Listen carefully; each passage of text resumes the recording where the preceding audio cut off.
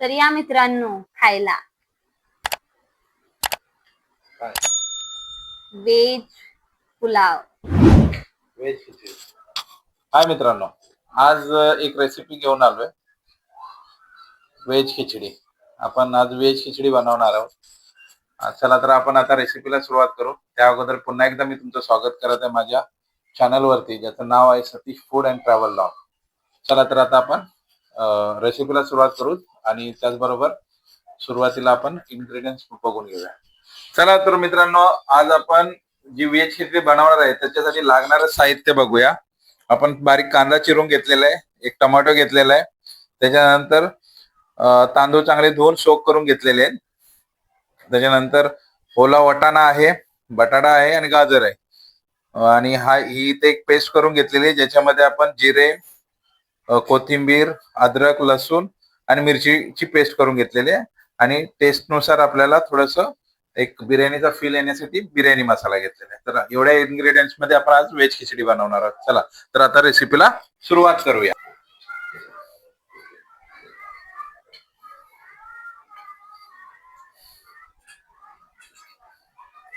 आपल्याला एक 2.5 चमचे तेल टाकायचं याच्यामध्ये.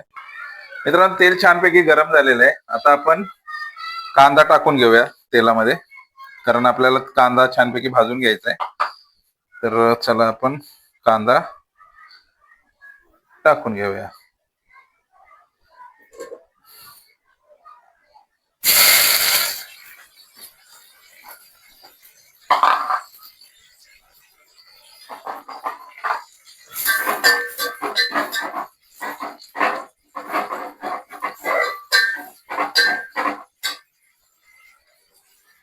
कांदा चांगला ब्राऊन होईपर्यंत भाजायचा मित्रांनो. मित्रांनो, कांदा छानपैकी भाजून झालेला आहे, असं ब्राऊन होईपर्यंत भाजायचा. आता याच्यामध्ये आपल्याला टाकायचं आहे जे आपण पेस्ट करून घेतलेले, ते पेस्टचे एक 3 चमचे पेस्ट टाकायचे आपल्याला.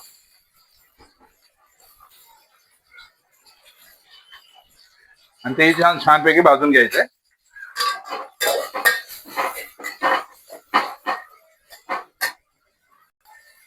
ही जी पेस्ट केलेली आहे मित्रांनो, या पेस्टनीच एक छान अशी टेस्ट येते आपल्या व्हेज खिचडीला.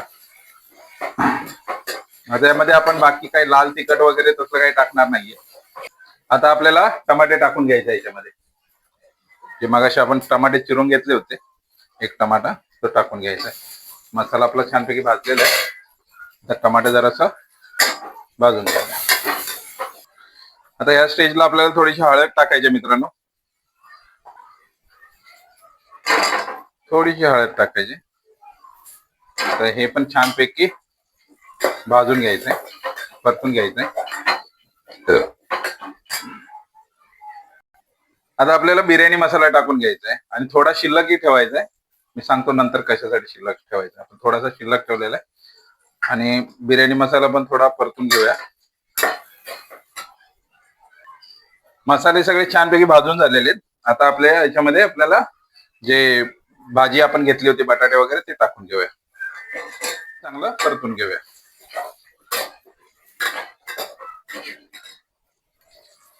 भाजी छानपैकी परतून झालेली आहे. आता एक 5 मिनिटासाठी लो फ्लेम वरती आपण भाजीला वाफवून घेऊया, झाकून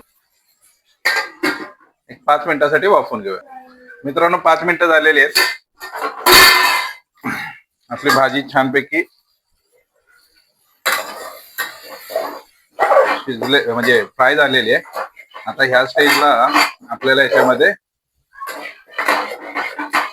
जे मगाशी सोक करून घेतलेले तांदूळ आहेत ते टाकून घ्यायचे. आणि रेसिपी मित्रांनो एकदम सोपी आहे. बॅचलर जे राहतात त्यांच्यासाठी तर एकदम सोपी आणि टेस्टी रेसिपी. करून बघा तुम्ही एकदा. आणि मी मोस्टली ज्या पण रेसिपी बनवतो त्या बॅचलर किंवा जे सिंगल राहतात आणि झटपट ज्यांना बनवायचं असतं त्या हिशोबानेच मी ते रेसिपी प्रिपेअर करतो. आणि आता ह्यालाही आपल्याला थोडस छानपैकी परतून घ्यायचं आहे या व्हेजेस मध्ये तांदळाला.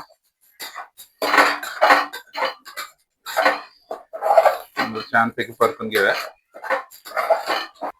आता या स्टेजला आपल्याला मीठ टाकून घ्यायचंय. आपण 1-2 चमचे मीठ टाकून घेणार आहे.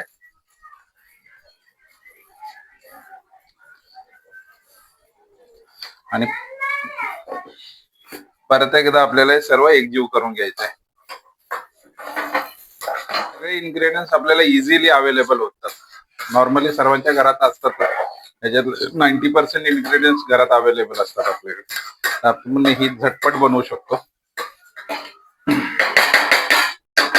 आता या स्टेजला पण जरा 5 मिनिटं आपण स्लो फ्लेम वरती त्याला परत एकदा थोडस भाजून घेऊया. मित्रांनो 5 मिनिटं झालेली आहेत. आता आपण त्याला एकदा हलवून घेऊया छानपैकी. आणि आता याच्यामध्ये आपण शिजण्यासाठी पाणी टाकूया. तांदळाच्या गरजेनुसार आपण पाणी टाकायचं, कारण काही तांदळाच्या हिशोबाने पाणी टाकायचं अंदाजे आपण. तर आता आपण पाणी टाकूया.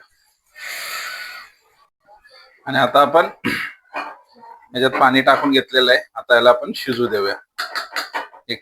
15 ते 20 मिनिटात शिजून तयार होईल आपली व्हेज खिचडी.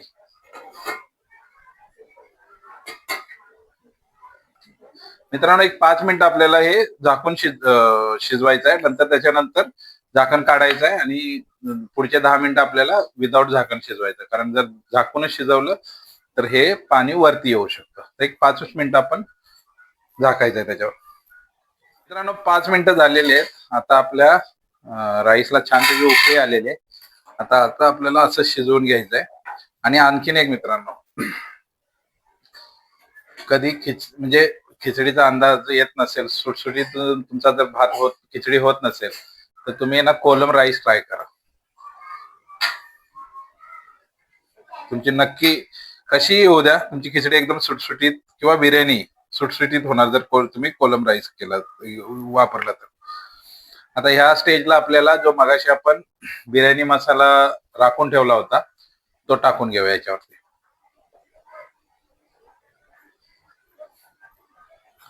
आणि आता ह्याला चांगलं शिजू देऊया. आणि शिजल्यानंतर मी तुम्हाला व्हेज खिचडी दाखवतो. मित्रांनो अशा प्रकारे आपला तयार झालेला आहे व्हेज खिचडी. छान अशी व्हेज खिचडी झालेली आहे. सुटसुटीत राईस झालेला आहे पूर्ण. आता आपण हा सर्व करून गार्निश करून घेऊया थोडीशी कोथिंबीर टाकून आणि सर्व करूया. या खायला मग व्हेज खिचडी. मित्रांनो रेसिपी आणि व्हिडिओ आवडला असेल तर लाईक करा, सबस्क्राईब करा, शेअर करा आणि कमेंट करायला विसरू नका. त्याचबरोबर आपल्या फेसबुक पेजला सुद्धा फॉलो करा. चला तर मग या खायला व्हेज खिचडी. चला तर मित्रांनो या खायला आपण बनवलेली व्हेज खिचडी झटपट आणि चटपटीत छान अशी. एक नंबर.